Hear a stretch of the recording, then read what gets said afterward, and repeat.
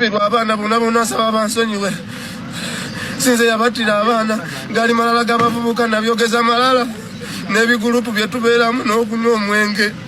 Omuvubuka eyavaayo ne yeewako obujulizi ng'alumiriza nti ye wa ADF era y'omu ku baakuba abaana b'e Kasese. Yavaayo n'agamba nti gavumenti erimba bannayuganda nti abaafa baali baana 5 ye ng'akakasa nti abantu be batta basoba ne mu 7.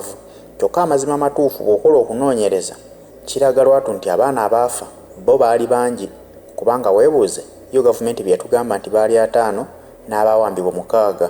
Weebuuza nti essomero eryo lyalimu abaana bameka awamu era abalala baasimattuka batya. Kiraga nti tebikwatagana. Kyokka yo omuvubuka yalumiriza ng'agamba nti be batta baali basukka mu 7.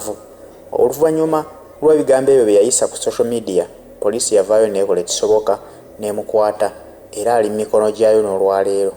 Naye yakoze akatambi ng'avaayo ng'akaaba ng'alaajana nga yeegayirira poliisi emusonyiwe.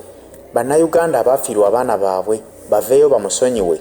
Yagamba nti ekinyamwogeza ebintu ebyo yali anoonya likes ku social media n'agamba nti lyali ffujjo lya kivubuka lyabeeramu bakwano be banywa nabo omwenge.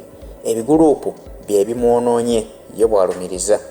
Abafiirwa abaana bonna nsaba bansonyiwe. Sinze yabattira abaana gali malala g'abavubuka nabyogeza malala n'ebigurupu bye tubeeramu n'okunywa omwenge. Nsaba kunsonyiwa. Nsaba bonna bansonyiwe.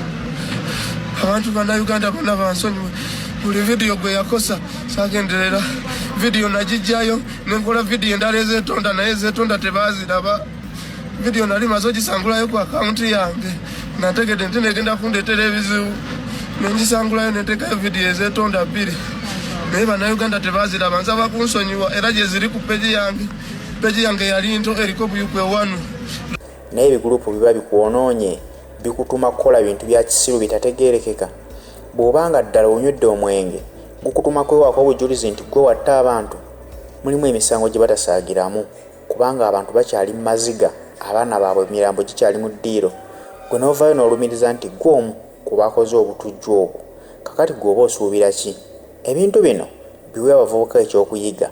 Omwami ono wadde ali mu maziga akaaba nene omuzadde yennyini yafiirwa omwana we talina bw'atandika kufuna ssanyu ku mutima, talina bw'atandika kuwolereza muvubuka ono nti bamutte talina kyamanyi ku nfa y'abaana abo ng'amaziga gakyali mu bitundu by'e Kasese. Kuba ne wenjogerera bino nti wakyaliwo n'abaana abakyabuze awo we bagamba nti abatujju baabawamba famire zaabwe tezinnaba kubalabako. Naye kati ye musajja wattu avaayo lwaleero alaajana nti famire zaafiirwa abaana baabwe. Nsaba munsonyiwe. Nayogera ebigambo bino nali nnoonya kontenti, nali nnoonya likes ku social media. Kati weebuuze nti likes ozinoonyeza mu kufiirwa kwa banno, maziga ga banno g'onoonyeza obuganzi. Ekintu ekyo kiriko akabuuza. Abamu batuuka n'okukirowoozesa nti oba yamutuuma ayogere ebintu bino mbu afune we bakwatirako abantu kubanga abazze babikola nti basobola okwogeza omuvubuka ono ebigambo ebyo. Poliisi mu kumukwata n'avaayo n'atandika okulumiriza nti gundi ye yantuma, tukolera gundi, tuli kibinja kinene naye mukama waffe ye gundi.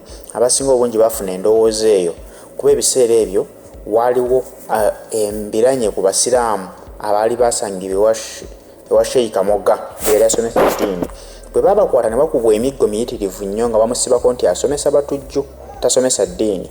Kati abantu batuuka nga beebuuza nti ono bamuseetinze ave yalumirize nti ddala Sheikh Kamoga asomesa batujju nti era kyekimu ku kibinja kye, nga baagala gavumenti enoonye butya bwekivaamu kubanga ekintu ekyo eky'okukuba abayisiraamu abaali basoma eddiini gavumenti kyali kimaze ogituulira.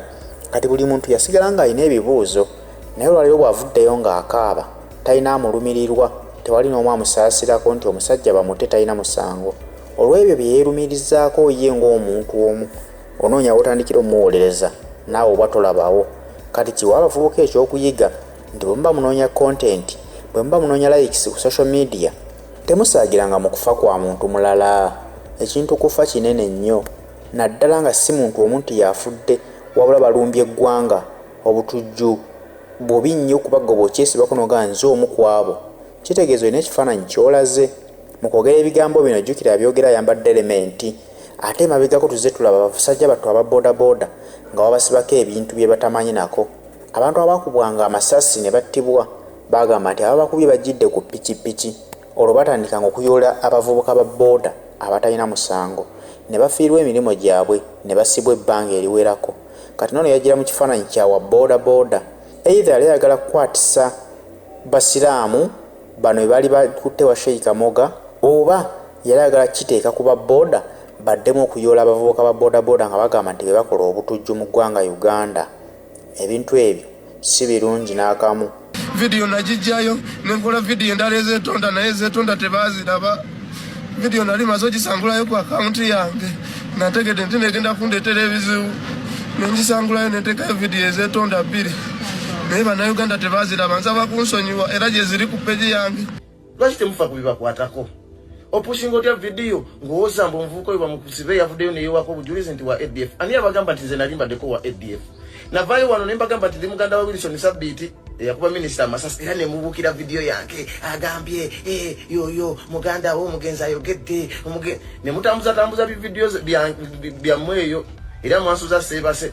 Kati nzuno bankubira amasimu agantisa ndina mukutya nze gwolaba ndi mukutya bagenda kunkwata bagenda kunsiba lwa video binayogedde nga byakusaagasaaga mu lusaagiriro nasagidde mu byekisiru nange byendaba ebyabana bekasese. Kati nzuno ndi nankankana siteredde n'ebigambo sisobola kubyogera bulungi. Ate mu ababukira video zange kabata wagwa kabata tolina content. Lwaki video zange ndala tozibukira?